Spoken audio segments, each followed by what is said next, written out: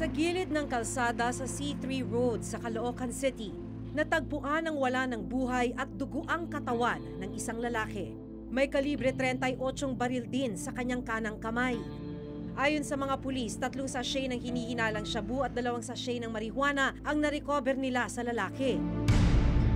Sa spot report ng Caloocan City Police, nanlaban at nakaengkwentro ng mga rumesponding pulis ang lalaki matapos umanong mang-hold up ng isang taxi driver noong August 18, 2017. Matapos mapatay ng mga pulis, inilagak sa punerarya dito sa Caloocan City ang bangkay ng lalaki. Nang mga panahong yon, hinahanap din ang 19 na taong gulang na si Carl Angelo Arnaiz ng kanyang pamilya. Sa tulong po ng Facebook kasi nag-post po nun si Ate Camille, tapos kumalat po, marami po nag-share hanggat umabot po dun sa Caloocan. Tapos may isa pong taga-Punerarya nag-chat po kay Ate Cams na kahawig daw po nung nakuha nilang bangkay noong August 18. At nang puntahan nga ng pamilya ang punerarya noong August 28, kumpirmadong si Carl ang bangkay. Naghihinagpis ang pamilya ni Carl sa kanyang sinapit. Hindi naman yan totoo kasi hindi naman marunong humawak ng baril yan. Kawawa naman yung anak ko inosente yan eh. Dito sa PCP2 ng Caloocan, naka-assign yung 2 pulis na nagsabi sa kanilang spot report na nakabarilan nila si Carl Arnaiz na naging dahilan ng pagkamatay ng UP student.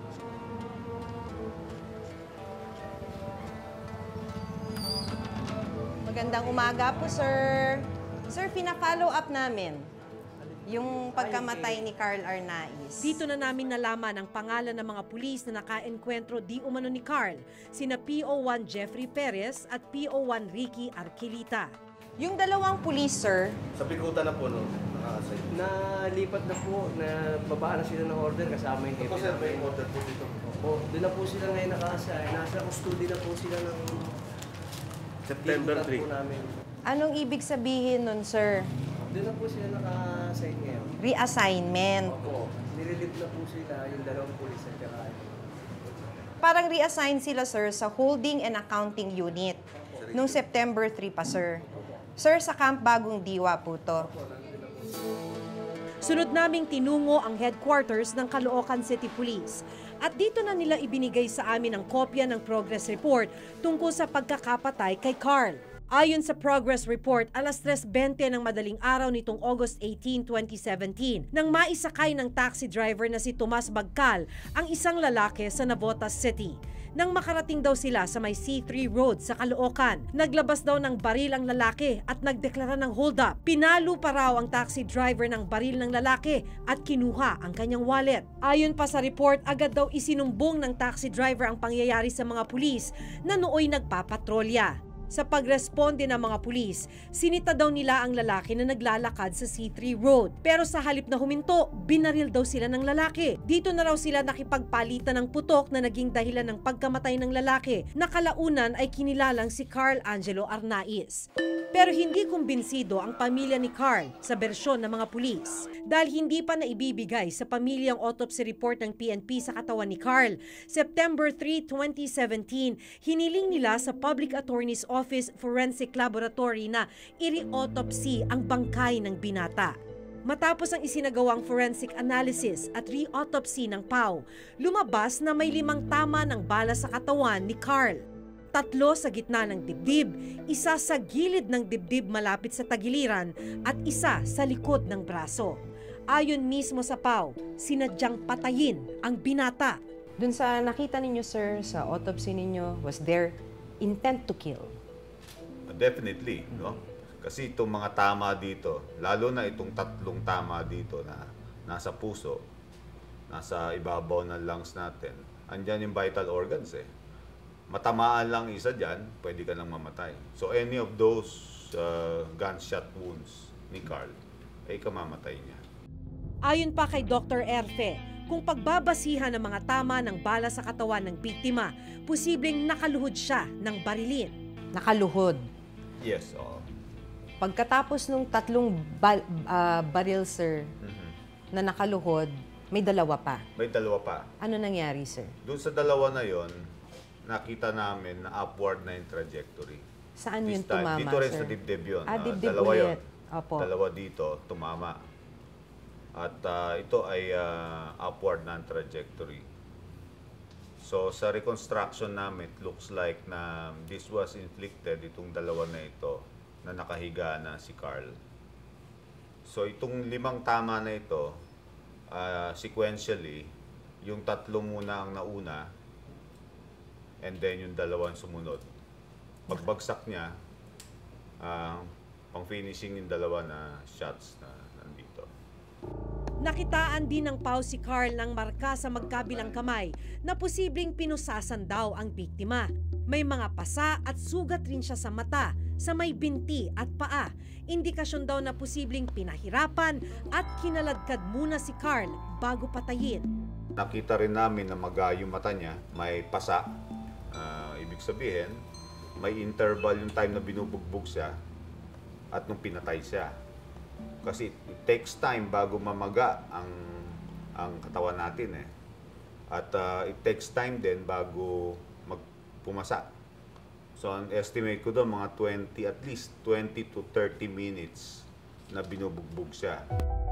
Pero sa report ng PNP, nagpositibo sa gunpowder nitrate si Carl. Pero itinanggi ng pamilya na may baril ang binata. Hindi pa ako naniniwala, ma'am. Kasi hindi pa yan nakakahawak ng baril at siguro baril-barilan na hahawakan niya. Pero yung totoong baril, hindi po, ma'am. Kaya hindi po totoo yun.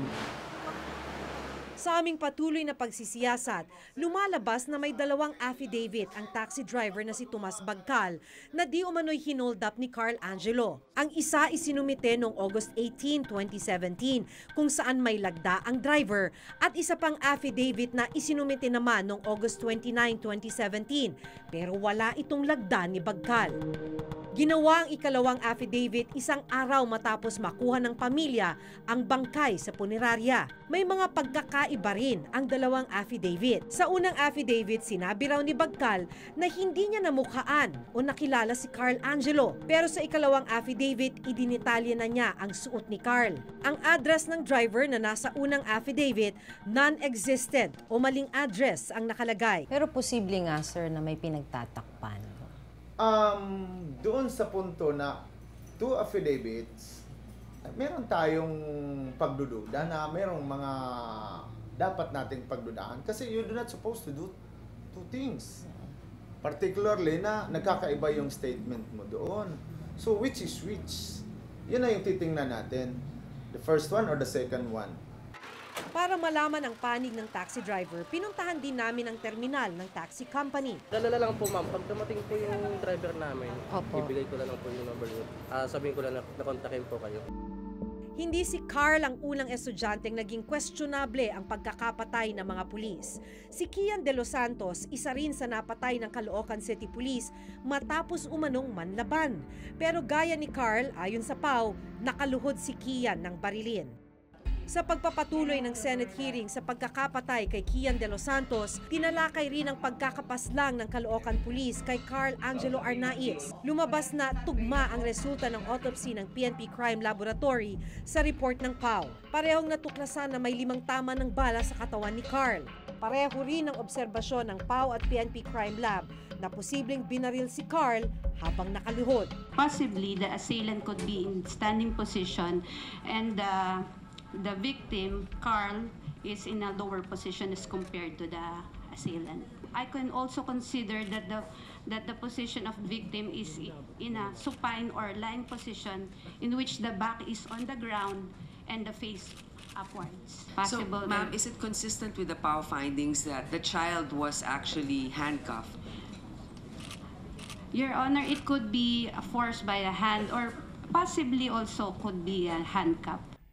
Humarap rin sa Senado ang mga pulis na nakaengkwentro umano ni Carl. Pakihirap naman sabihin nyo na palisin na malawak ang pagpatay. I am not PNP. Nandyan yung Lord. Nandyan si Lord. Nakikita, alam niya. I am willing to go back to Davao. Go home. Pag maprobo yan, Your Honor. Pero ayon sa PAO, malinaw na may pang-aabuso at labis na puwersa na naganap sa pagpatay kay Carl. Kung gusto mo lang incapacitate or to disable, dito lang naman babarilin yan at saka dito sa paa. Pero hindi dito. Sa sentro talaga. Oo, nakita namin na pinosa siya, binugbog, dinrag, saka siya pinatay.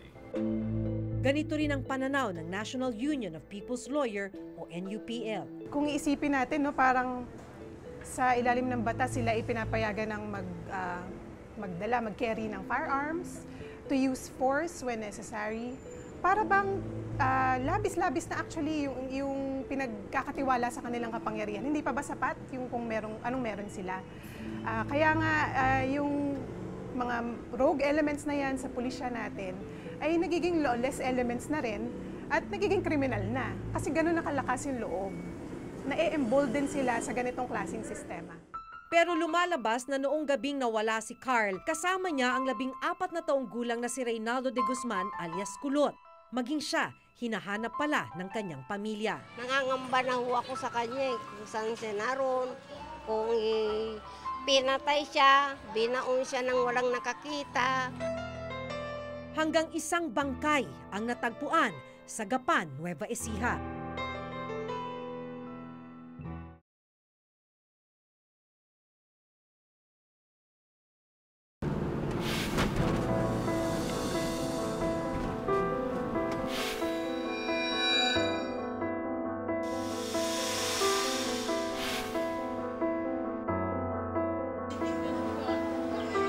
Noong gabing mawala si Carl Angelo Arnaiz, ayon sa kanyang kaanak, huli siyang nakitang kasama ang 14 na taong gulang na si Reynaldo de Guzman alias Kulot. Pero kalaunan, tanging ang katawan ni Carl ang natagpuan. Wala nang buhay matapos umanong manlaban sa mga pulis. Pero palaisipan sa kaanak ni Reynaldo kung nasaan siya. Nangangamba na ho ako sa kanya kung saan siya naroon, kung pinatay siya, binaon siya nang walang nakakita, o itinapon siya na walang nakakita, binugbog ng mga adik, o hawak man ng pulis kung pwede. Pakihatid na lang dito sa barangay ng Anak Pawis para manahimik na yung pag-iisip ko sa kanya. Hanggang nito lamang Martes, isang bangkay ng batang lalaki ang nakitang palutang-lutang sa isang creek sa barangay San Roque, Gapan, Nueva Ecija. Nakita ko po siya doon, palangoy-langoy sa tubig. Tapos po, nung nakita ko siya sa palangoy ng tubig, tumawag na ako ng mga tao. Sumigaw na ako. Nung pagkasigaw ko, doon na po siya napunta sa pangpang. Nung nakita ko po siya, nakadapa.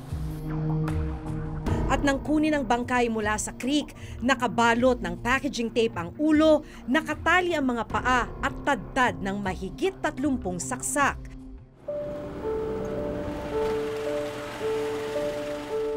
Nang makarating sa kaalaman ng nanay ni Reynaldo ang tungkol sa bangkay, kaagad siyang nagpunta sa Nueva Ecija. At nang makita sa morgue, dito na niyang nakumpirma na si Reynaldo o Kulot nga ang natagpo ang bangkay na tadtad ng saksak. Matapos ang halos 3 linggo, natapos ang paghahanap ng pamilya ni Reynaldo. Pero naghihinagpis sila sa karumal-dumal na sinapit ng binatilyo. Sana po maparusahan, bitayin na lang po nyo. Kasi maraming krimen na nangyayari. Pati hindi talaga nila pinatawad. Talagang tinatad nilang saksak. Makin mo, ang dami. Mula dito, kulang na lang, hatiin, putulin ang ulo. Tapos po sa may kanyang ari, sa hita, sa daliri. Parang gusto niyang chap-chapin. Ang ipinagtataka ng pamilya ni Reynaldo, paano siya napadpad ng Nueva Ecija at ano ang motibo ng kanyang pagkakapaslang. Matapos mapatay si Carl ng Caloocan City Police, inaasahang magbibigay linaw ang sinabing huli niyang kasama na si Reynaldo. Pero paanong maging siya natagpuan na lang na palutang-lutang sa creek, tadtad ng saksak at wala ng buhay? Lalo na't mula Cainta, Rizal, aabot ng 4 hanggang 5 oras bago makarating ng Gapan, Nueva Ecija. Maganda lang po siya, sir. Nitong Miyerkules hanggang Huwebes ng umaga, isinailalim ng National Bureau of Investigation o NBI sa autopsy ang bangkay ni Reynaldo. We can confirm that there was stab wounds on the body of the victim. The body was already embalmed. So understandably, the stab wounds were already modified by suturing and embalming. And again, the stab wounds were closer to each other. Sa autopsy, malalaman rin kung gaano nakatagal ang mga tinamong sugat ng binatilyo. Ang pinaka-importante dito, malaman natin kung matagal na itong pinatay or kapapatay pa lang. Kung ito ay sa ibang lugar pinatay at itinapon lang dito. Ang possibilities nito, maaaring dinukot siya kaagad, immediately na may nangyari kay Arnaiz dahil siya ang magiging vital witness kung ano yung totoong nangyari dahil may allegations na involved sa hold-up si Arnaiz pero hindi rin natin alam itong bata na to dahil ito ang companion talaga ni Arnaiz na makapagsasabi kung ano talaga nangyari. Kaya importante ang bata na to sa kaso ni Arnaiz. Gawin namin ang lahat ng magagawa namin para ma-solve ang kaso na to. Definitely, masyadong karumal-dumal na krimen to na dapat mabigyan ng kalutasan. Sa ngayon, itinuturing ang pagkamatay ni Reynaldo bilang isa na namang kaso ng homicide case under investigation. Ibig sabihin, hindi pa rin tukoy kung sino ang pumatay sa kanya. Sa tala ng PNP, mula July 1, 2016 hanggang July 15, 2017, umabot na sa 9,351 ang homicide cases under investigation sa bansa. Sa bilang na ito, 721 ang may nahuli ng suspect at may naisampa ng kaso. Sa 721 cases, 10 ang drug-related, 711 naman ang non-drug-related. Hamon ngayon sa PNP kung paano tutugunan ang mga kasong ito. Supposedly, iba-iba yung may gawa or iba-iba yung perpetrators. Pero dun sa ganong systematic style na papatayin lahat ng involved, parang nakakatakot na isipin na merong mastermind sa lahat-lahat.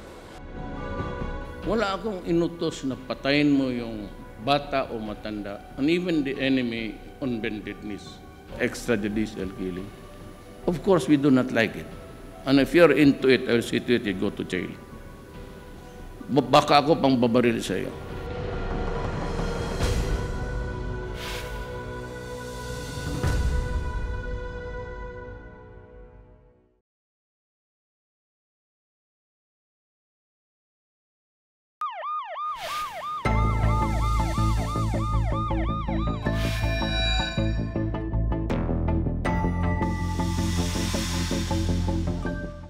Dalawang patay, palagay na natin, pinatay, murder. Is that already a policy? Is that the baseline of a policy? Nakagigimbal isipin kapag ang mga taga-protekta ng karapatan ng mamamayan ang nasasangkot sa pang-aabuso ng kapangyarihan. Ang tanong, ilan pang kaso ng pagpatay, gaya ng kina Kian, Reynaldo at Carl, ang dapat mangyari bago tayo gumawa ng aksyon? Hanggang sa susunod na Huwebes, ako si Maki Pulido at ito ang nakatala sa aking Reporter's Notebook.